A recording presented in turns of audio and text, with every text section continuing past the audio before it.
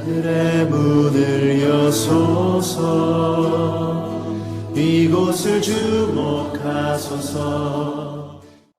성도 여러분 안녕하십니까? 이번 주간도 거의 마무리하게 되었나요? 자, 오늘 금요일 밤 저녁도 우리 하나님을 예배하겠습니다. 다 같이 찬양합니다.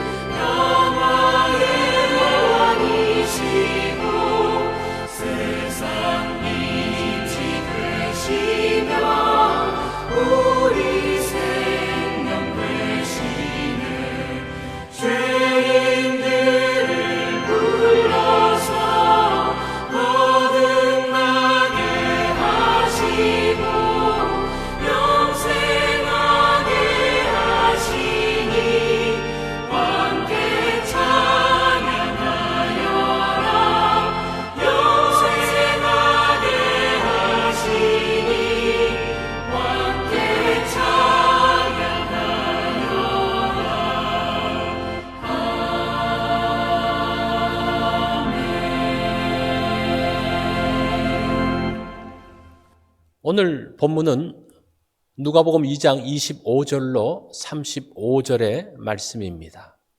우리 말씀 한 절씩 교독합니다.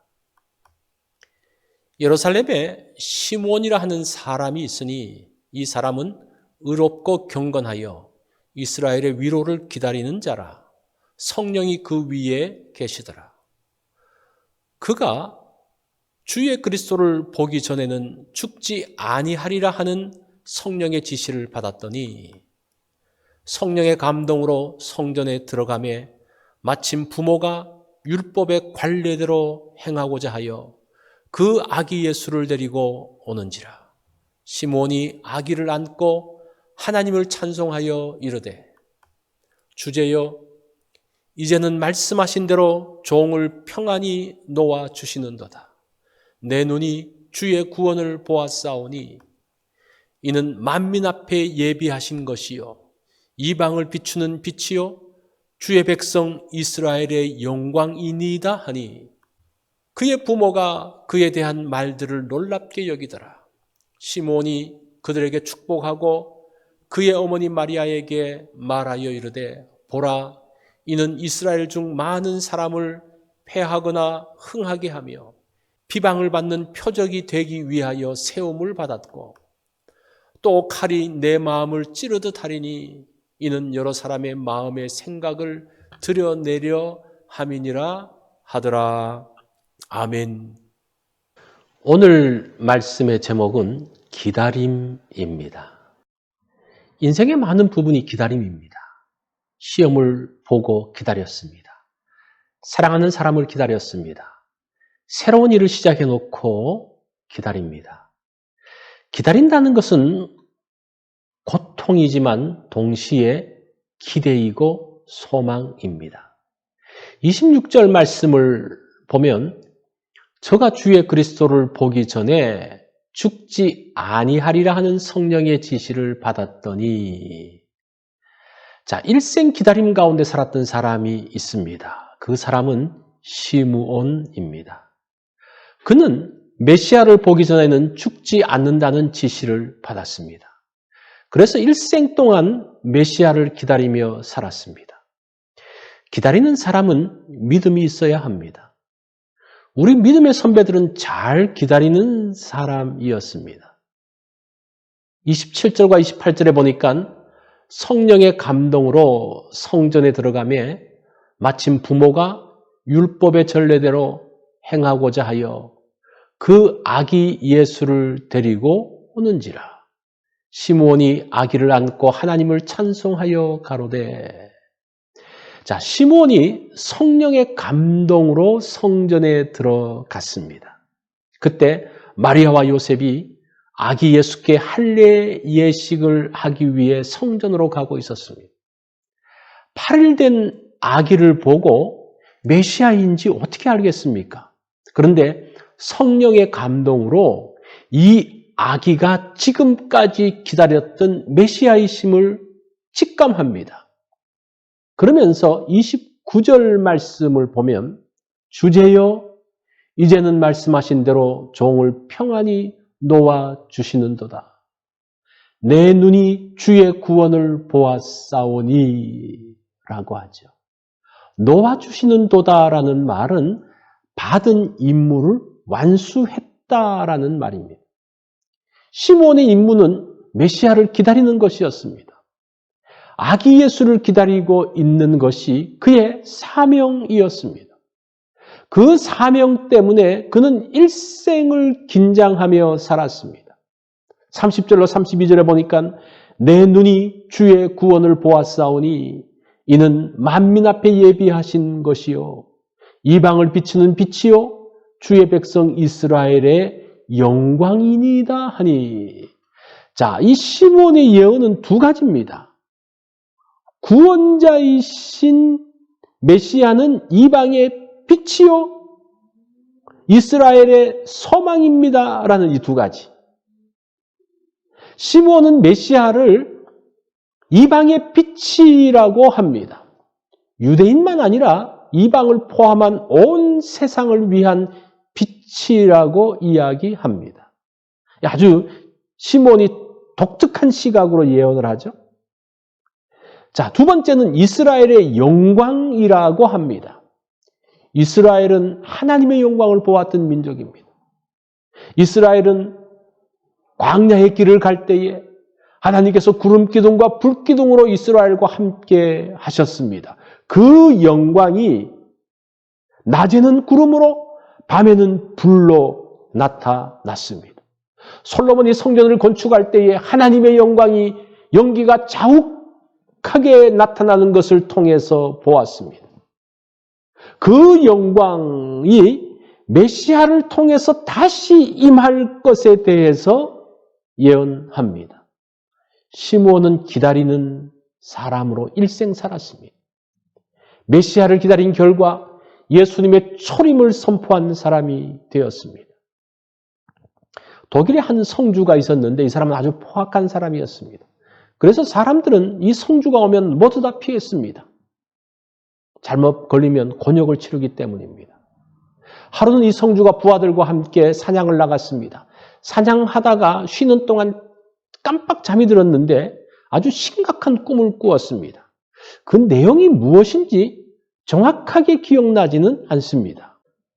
그런데 기억나는 것이 처음에 삶이고 마지막은 심판이었습니다. 꿈에서 깬 성주가 하나님의 심판이 자신에게 있다는 것을 알려주었다고 생각을 했습니다. 그런데 이게 얼마인지 모르는 거예요. 3일이라 그랬으니까 3일을 조심하면서 살았습니다. 근데 3일 동안 아무 일이 없었습니다. 그래서 이게 아마 3달인 모양이야. 그러면서 3달을 또 조심해서 살았습니다. 그렇지만 아무 일이 일어나지 않았습니다. 그러면서 또 이 성주가 어떤 생각을 했습니까? 3달이 아니고 3년인 모양이다. 그러면서 이제 3년 동안 성실하게 다른 사람을 배려하며 또 친절을 베풀며 살았습니다. 그러면서 이 3년의 시간을 보내면서 이 성주가 변했습니다.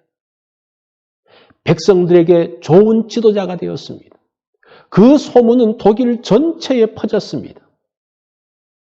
이 성주가 3년이라고 생각하고 거의 3년이 되어갈 때에 어떤 사람이 왔습니다.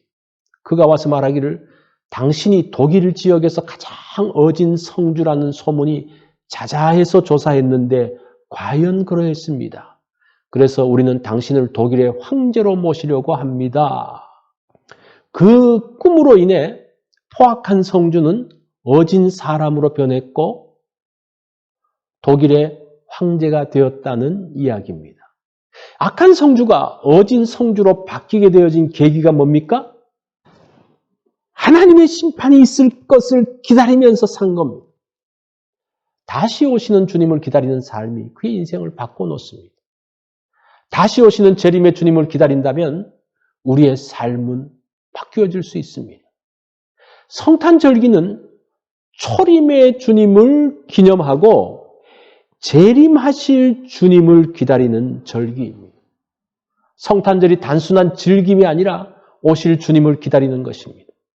이번 성탄절에 주님이 오신다면 여러분은 이 남은 기간을 어떻게 사시겠습니까? 여러분이 가지고 있는 것을 어떻게 사용하시겠습니까? 이번 성탄에 오신 주님을 맞이하면서 또 다시 오실 예수님을 깊이 묵상하는 날이 되어지기를 바랍니다. 오늘 말씀의 적용입니다. 인생은 기다림입니다. 신앙도 기다림이 중요합니다. 주님의 오심을 기다림이 가장 큰 기다림입니다. 소망을 가지고 기쁨으로 기다리기 원합니다. 기다림 중에 오늘 해야 할 복된 일은 무엇입니까? 금요일 기도 제목입니다. 하나님이 기뻐하시는 삶을 위하여 기도하겠습니다.